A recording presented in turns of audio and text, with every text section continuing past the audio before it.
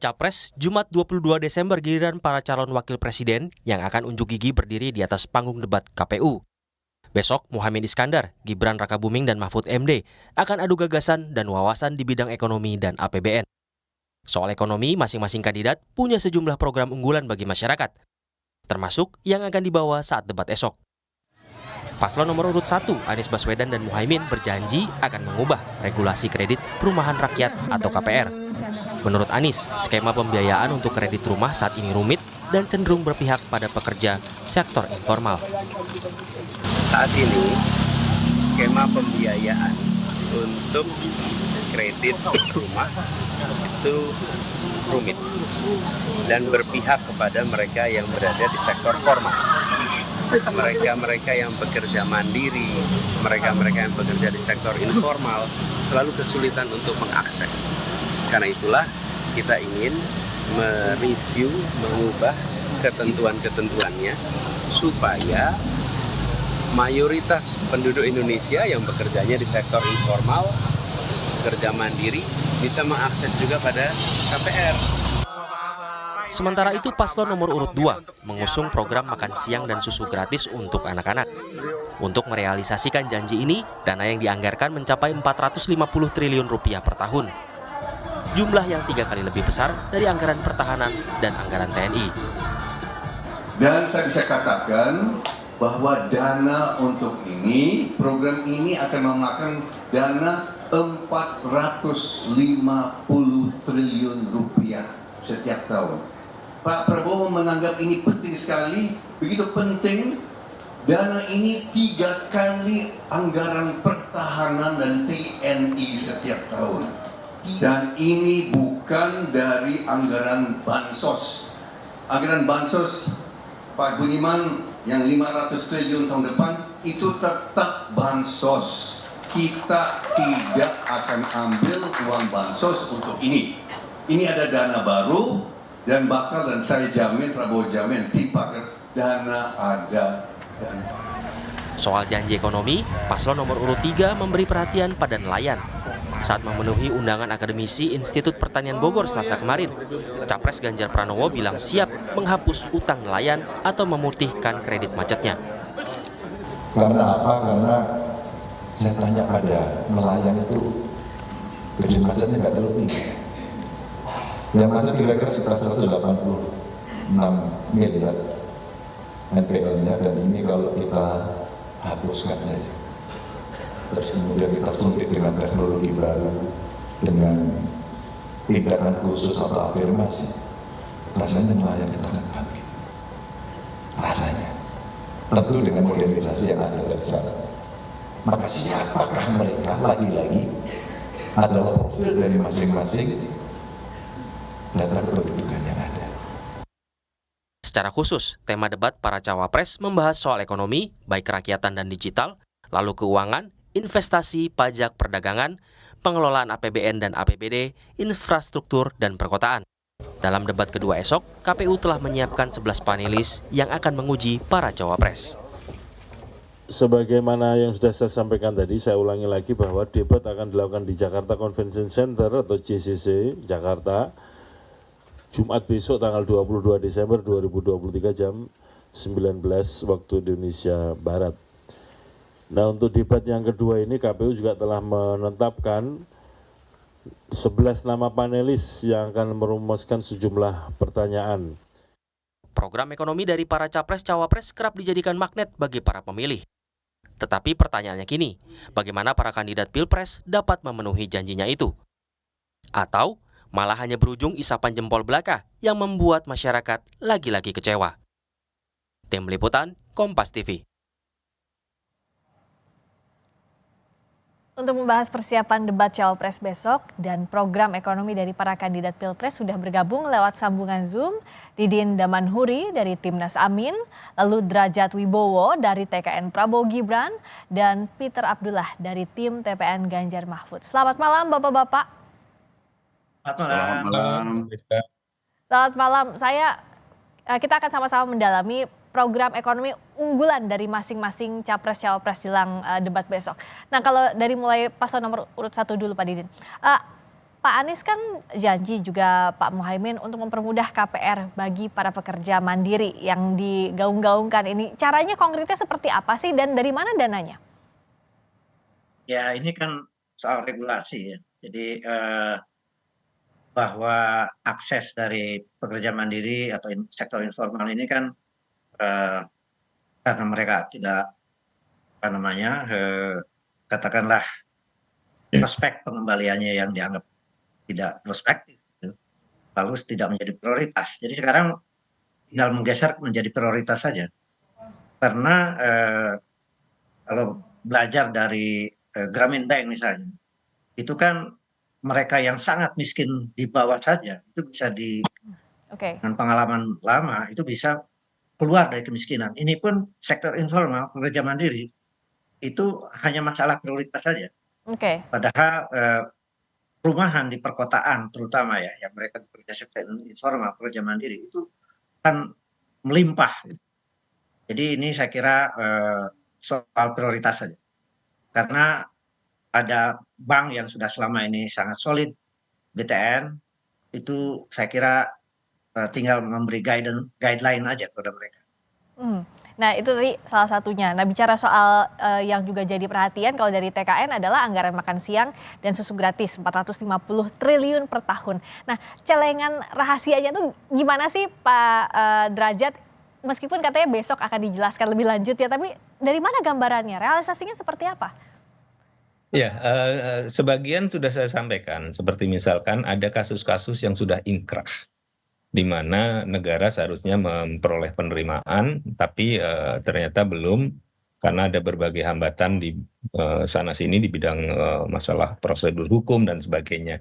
Nah, kasus-kasus inkrah ini, waktu saya masih bekerja di satu lembaga negara, itu waktu itu jumlahnya hampir 100 triliun, 90 sekian triliun, saya lupa ya.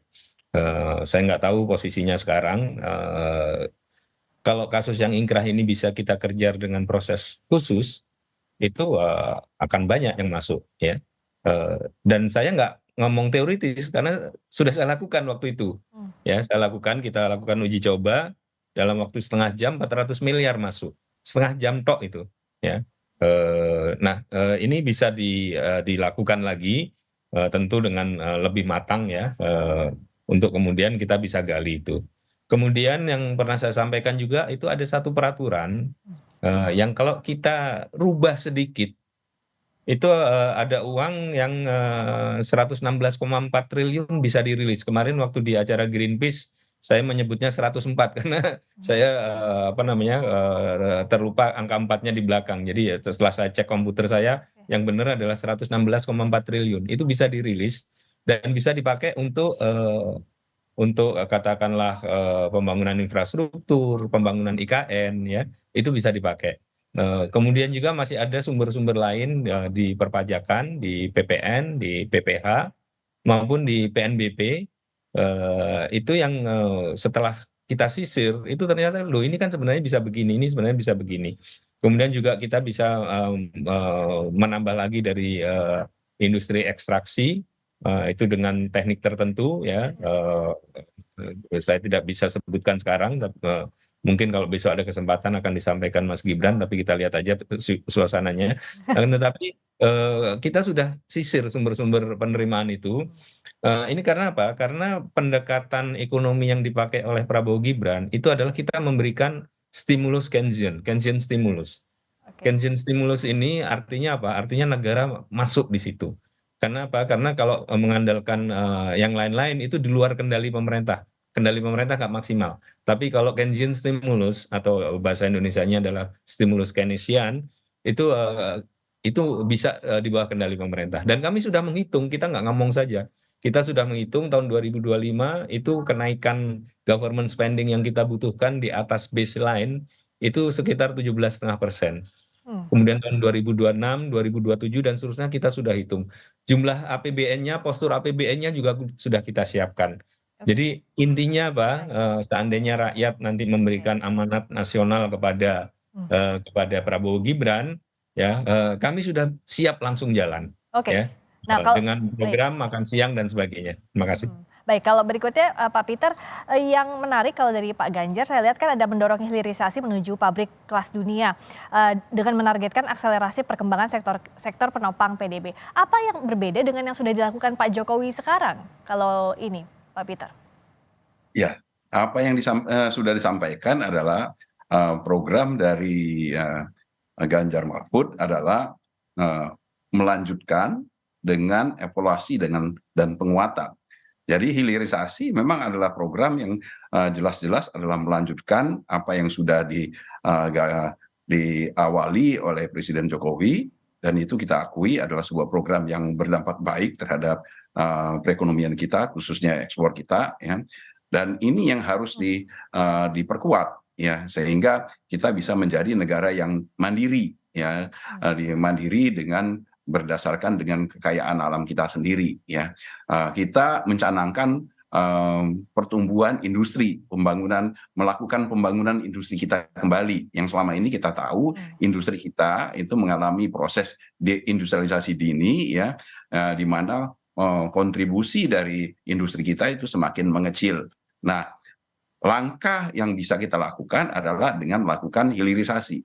Nah, apa bedanya dengan apa yang sudah dilakukan dengan hilirisasi oleh Presiden Jokowi sebelumnya ini adalah bentuk penguatan di mana hilirisasi kita itu benar-benar kita dorong sampai produk yang end-to-end product, ya. Jadi bukan hanya di level awal. Kalau sekarang ini kan masih di level awal. Itu yang pertama. Yang kedua, hilirisasi tidak mungkin bisa kita wujudkan apabila kita juga melupakan satu hal, yaitu yang namanya hulu melakukan industri hulu, yang membangun industri hulunya juga.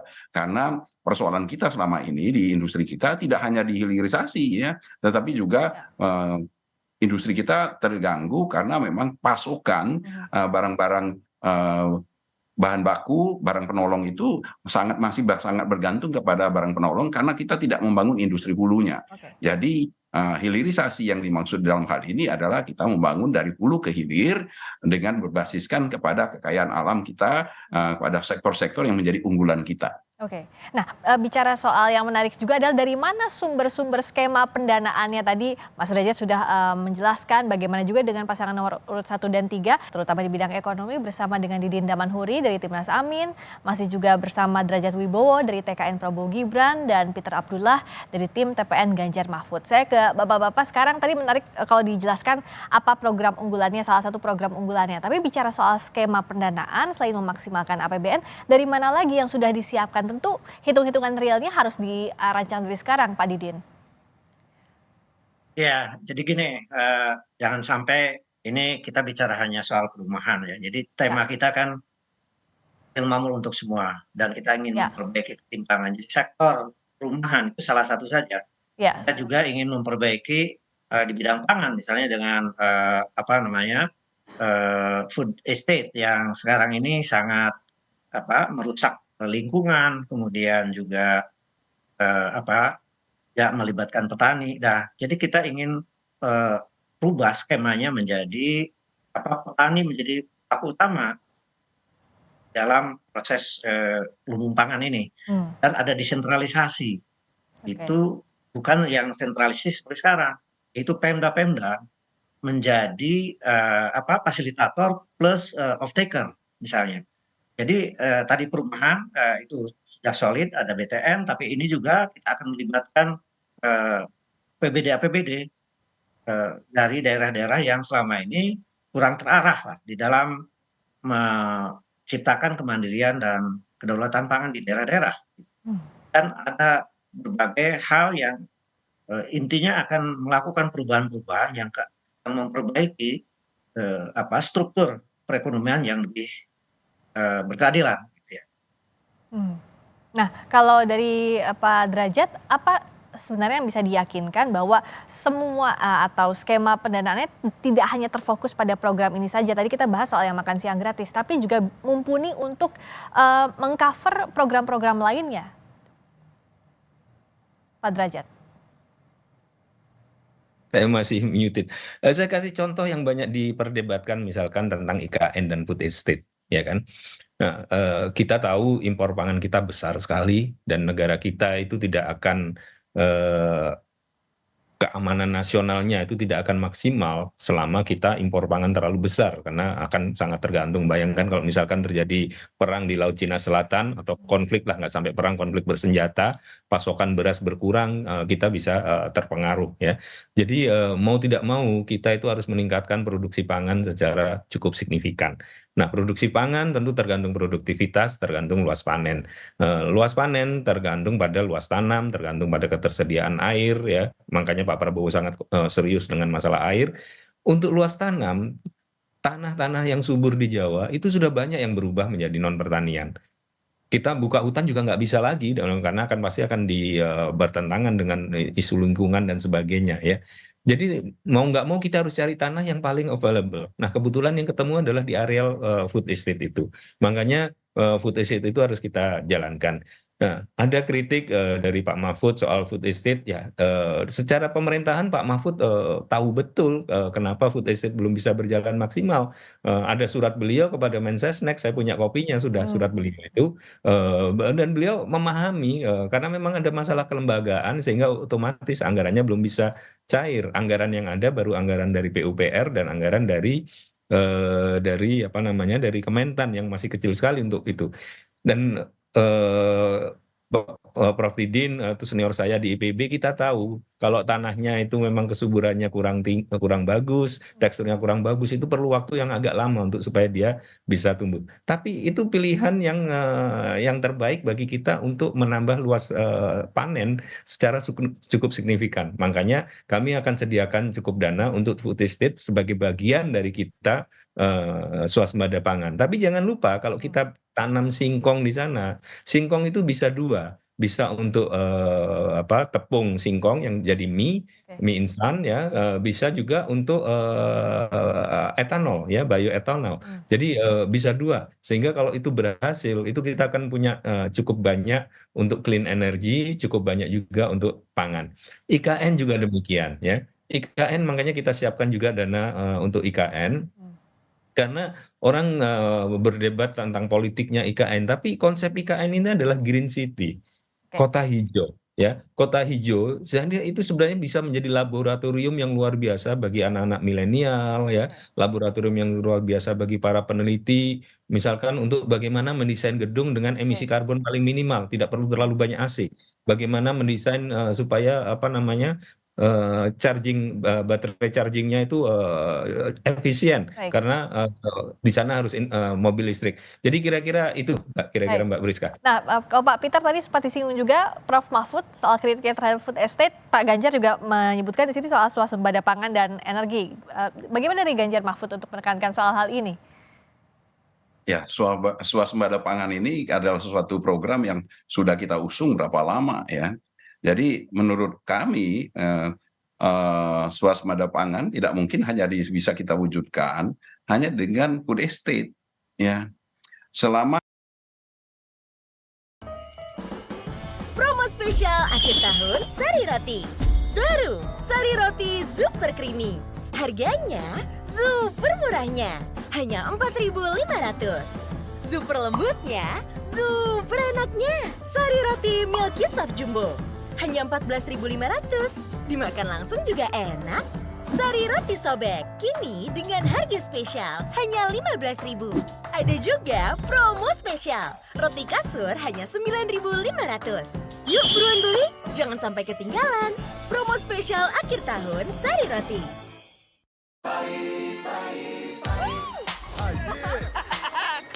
Buddies, the Kerwin Frost Box. Coming to you from Frostway, with a buddy and a meal in every box. The Kerwin Frost Box. Real estate, kita ada program memperluas, misalnya disebut sebagai 1 juta hektar lahan, tetapi di sisi lain, ya, lahan-lahan pertanian kita akan terus berganti fungsi. Dengan demikian, yang kami sodorkan adalah kita harus melakukan upaya lain. Ya, ada upaya-upaya dari sisi sistem insentif yang harus kita bangun, ya, agar supaya pertanian itu bisa memberikan kesejahteraan dan oleh karena itu akan memberikan dorongan kepada petani untuk meningkatkan produktivitas mereka. Ini kalau kita bicara tentang satu hal, yaitu di sisi swasembada pangan. Tapi kalau kita bicara tentang pembiayaannya, ya, memang sekarang ini mindset yang terada di kita itu adalah kita itu nggak punya uang. Ya. Nah ini ya, saya dalam hal ini saya sependapat dengan Mas Derajat ya, bahwasanya kita sebenarnya banyak sekali ya, celah-celah untuk meningkatkan penerimaan kita. Ya. Jadi kami di tim Ganjar Mahfud dan melihat bahwasanya banyak potensi yang bisa kita lakukan, penguatan APBN bisa kita lakukan baik itu dari sisi penerimaan maupun juga dari sisi pengeluaran. Karena sejauh ini yang seringkali tidak dilihat adalah bagaimana kita melakukan efisiensi pengeluaran. Ya, itu juga harus dilakukan. Jadi harus dua-duanya dilakukan, peningkatan penerimaan harus dilakukan, efisiensi di pengeluaran juga harus dilakukan, sehingga ruang fiskal itu menjadi lebih maksimal.